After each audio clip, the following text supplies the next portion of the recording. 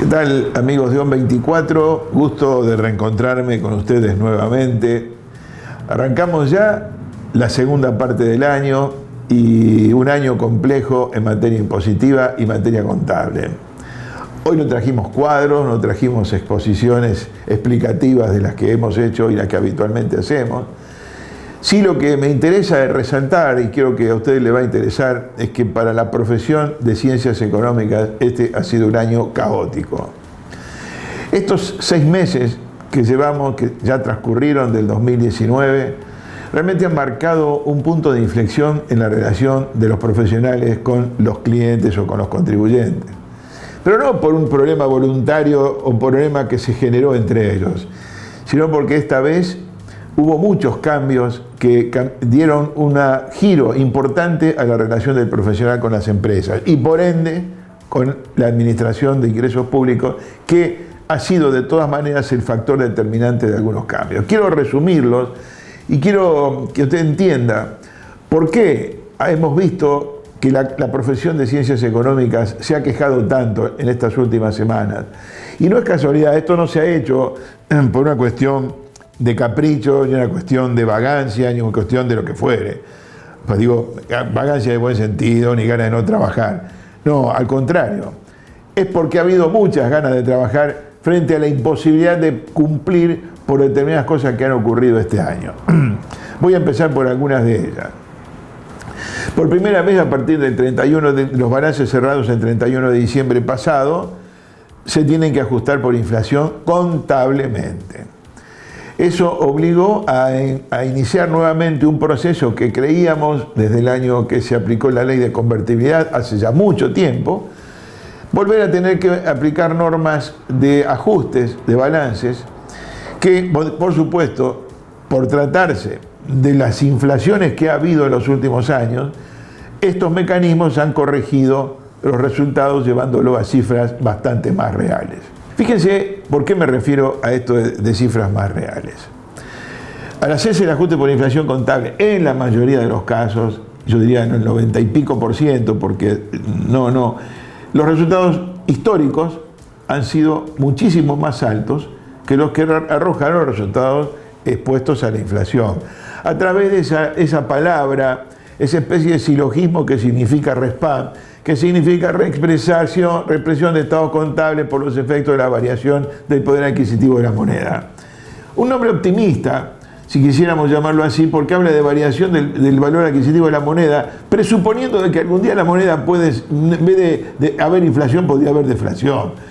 En la vieja ley, el viejo rey, que era el resultado por imposición a la inflación, acuérdense, en los viejos balances, era mucho más pesimista, era resultado por exposición a la inflación, la daba por sentada. El RESPAM daría como la chance de que podía ser al revés el ajuste, cosa que obviamente no va a suceder nunca. Bueno, eso, así como yo les contaba de que tenemos un ajuste por inflación que ha dado un resultado mucho más bajo, por lo cual ha generado menor posibilidad de distribuir dividendos, sobre todo del ejercicio, no hablo de los acumulados, que no cambió para los resultados acumulados hasta el 31 de diciembre del 2017, y por supuesto los de 2018 también. Cuando hablamos de los resultados contables nuevos expresados por inflación, hemos encontrado que lo que cambia sustancialmente era lo que veníamos comparando como resultados históricos, que eran, por supuesto, diferentes totalmente y mucho más altos, porque no estaban corregidos. ¿Qué pasa? El procedimiento lo que ha hecho es llevar a la realidad números mediante un mecanismo indexatorio de rubros y partidas, llevando definitivamente a que finalmente tuviéramos un resultado menor. Pero ¿qué nos encontramos con esto? Y es lo que a la gente le cuesta comprender en su totalidad. El resultado ajustado por inflación de los balances no tiene nada que ver con lo que hay que pagar de impuestos a las ganancias. ¿Por qué? Y porque el Estado, de acuerdo a las normas que sancionó el año pasado sobre el final del año, dio determinadas pautas para ajustar por inflación impositiva los resultados. No se dieron para los balances cerrados el 31 de diciembre esas pautas, por lo cual, como ustedes ya habrán visto, si usted es un empresario, se habrá agarrado la cabeza diciendo cómo puede ser que yo tenga un resultado contable que me dice que gané poca plata o que perdí y que tenga que pagar impuesto a las ganancias, porque lo tengo que calcular por un resultado que no está ajustado. Pero es así. Eso ha sido así. Eso ha sido el primer gran dolor de cabeza con lo cual nuestra profesión se encontró y se enfrentó este año, y eso ha llevado a que muchas empresas no lleguen a comprender esta situación ilógica, a tal punto de plantear si se hacían reclamos o no por un impuesto a las ganancias que era excesivo respecto a un resultado que contablemente se determinaba como que era el real. Ha habido presentaciones, yo les advertí, lo he comentado, que son presentaciones de riesgo, no es tan fácil, el Estado no lo va a admitir. Habrá que verlo por el lado judicial qué resultado final tiene. Ese es un problema, serio problema, que como anécdota adicional le digo, con respecto a los honorarios que se podían deducir por asignación a los directores, también había que sacarlo sobre el resultado ajustado, que era menor, con lo cual también permitía solo deducir honorarios menores que los que habitualmente se hacían sobre los resultados no ajustados. Ese fue uno de los problemas. Después vino otro ingrediente nuevo, más un impuesto nuevo. Primero, el mecanismo de preparación de las declaraciones juradas de impuesto a las ganancias y bienes personales, que se cambiaron los aplicativos, como siempre pasa, se cambian no con un año de anticipación, se cambian con semanas de anticipación, pretendiendo que la profesión, que es el nexo entre el impuesto que se tiene que pagar y el contribuyente, que es el que en definitiva paga, tenga que trabajar de manera, digamos, exorbitantemente grande, con un esfuerzo enorme, porque cambian las reglas y cambian los procedimientos. Sumando además que se trabaja en la web y no en un sistema que usted lo baja, lo liquida y después lo sube al sistema. No, se trabaja online. ¿Y por qué el contador suyo le puede llegar a decir que los sistemas están colapsados? Porque haga de cuenta que todo el mundo entra simultáneamente a esa conectividad con la FIP que no da abasto para abastecer, para solucionar todos los problemas que quiere resolver la gente si los vencimientos son bastante inmediatos.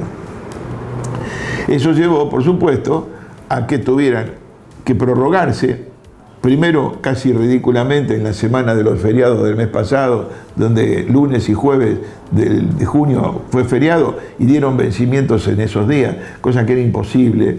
Y afortunadamente llevaron para el 16 de julio de este mes el vencimiento de las declaraciones juradas. No corrieron los pagos.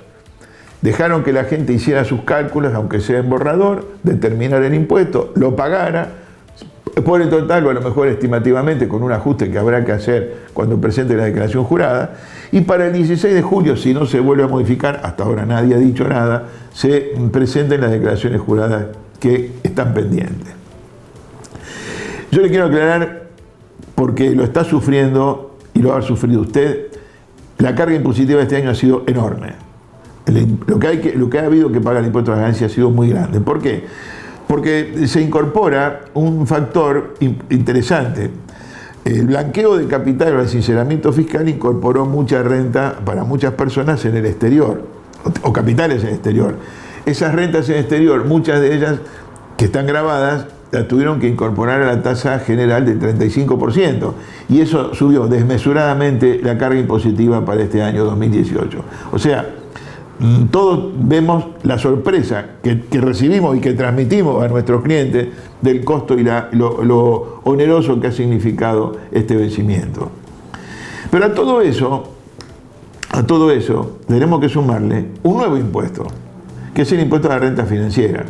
Ese engendro que ya lo hemos analizado, que se hizo el año pasado, esa presión que hizo un sector de la política para que se grave la renta financiera, porque era que la especulación no pagaba, y no pagaba en personas humanas o personas físicas, porque las sociedades siempre pagaron por la renta financiera, pero esa imposición que le hicieron al Estado y tuvo que condicionarla, aceptarla, porque si no, no le aprobaban otra parte de la reforma impositiva, llevó a que este año hubiera que poner en marcha también el vencimiento de un nuevo impuesto, un nuevo trabajo para los profesionales.